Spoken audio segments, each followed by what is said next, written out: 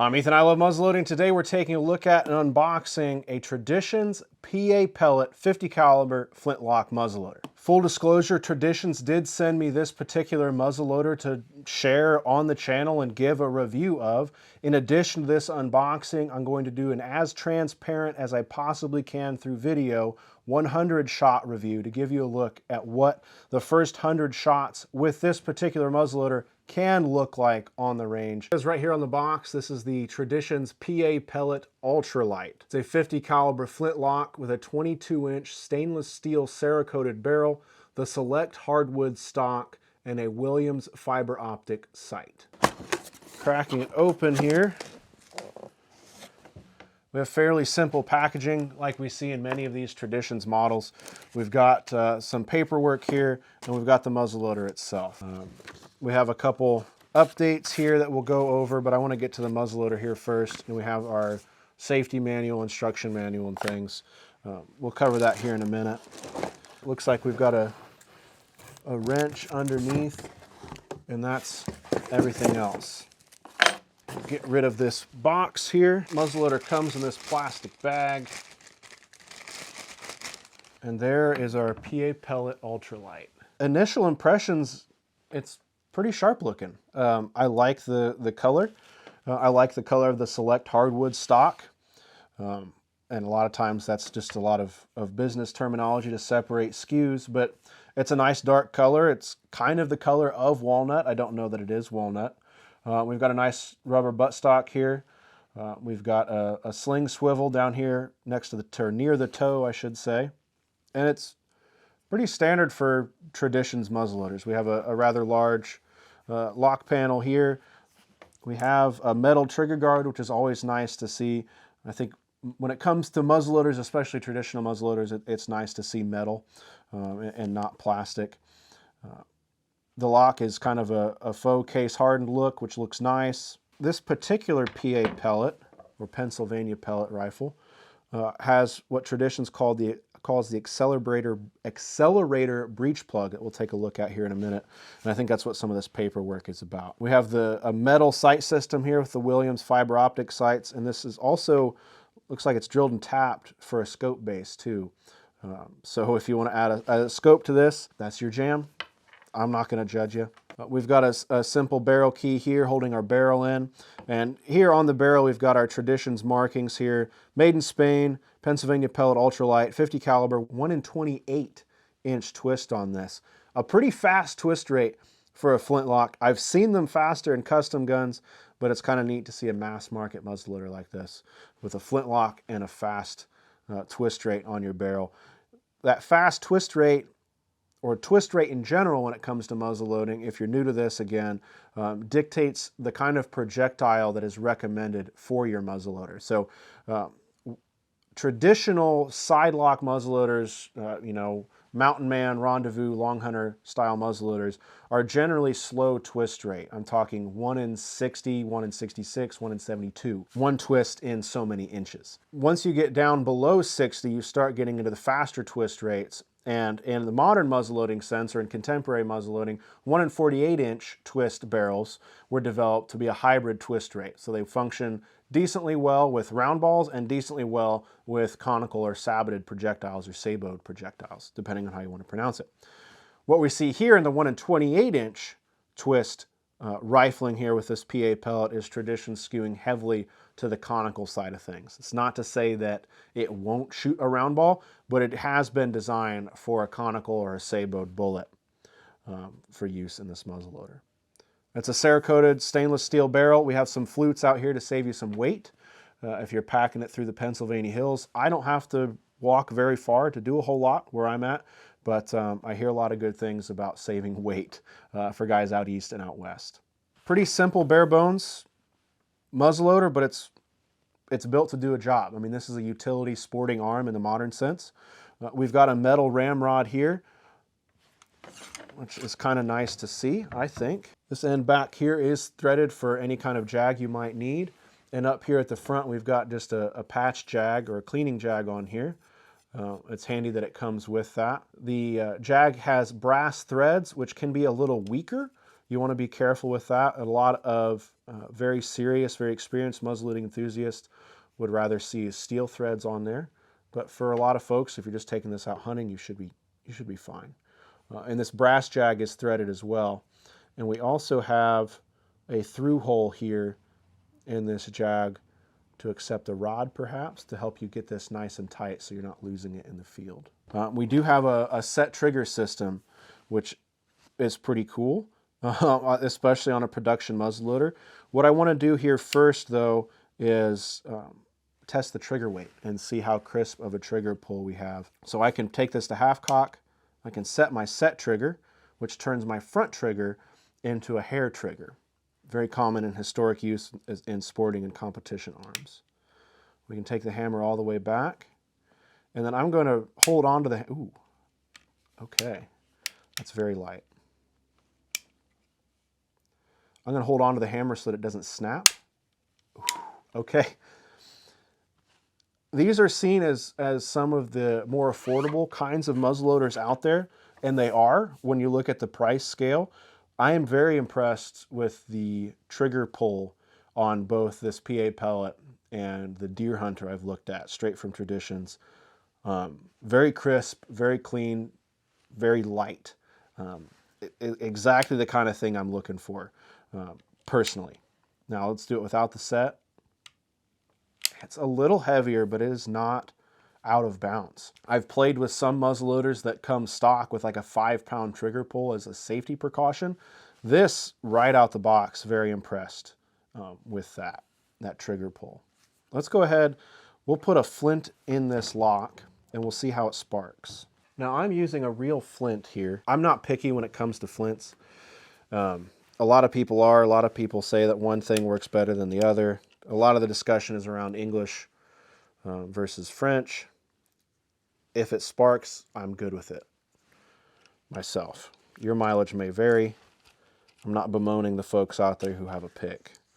So I'm just going to put this in. I'm going to put bevel up. And looking at this frizzen, I don't know that it has been struck. So interested to see how this goes. Take this back to full cock here, and I'm going to pull the trigger. Muzzle's in a safe direction. It's not loaded. There's no priming powder. And we'll see how this sparks. Okay, we had a few sparks there. It's a very new flint. Give it another shot. Okay, see a few more sparks there. A lot of times on a flint, I find you've got to chew it up a little bit. As they come, especially a good flint, it's going to be really fine at the end. A lot of times you have to eat through that really fine edge, in my experience. I'm not an expert. I'm not telling you how everything is.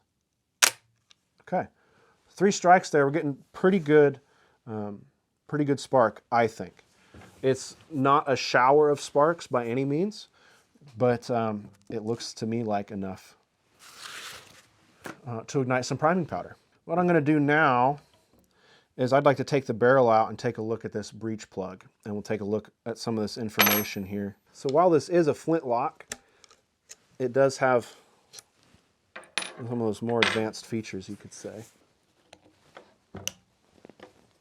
So to pull the barrel out for cleaning or inspection, even in historic arms, barrel keys were kind of invented, brought along to aid in the disassembly and maintenance of your arm. And we see that in this modern sporting arm, or modern sporting muzzleloader. So to remove this barrel, I'm just popping out the front barrel key, and I'm loosening up the screw here in the tang of our breech.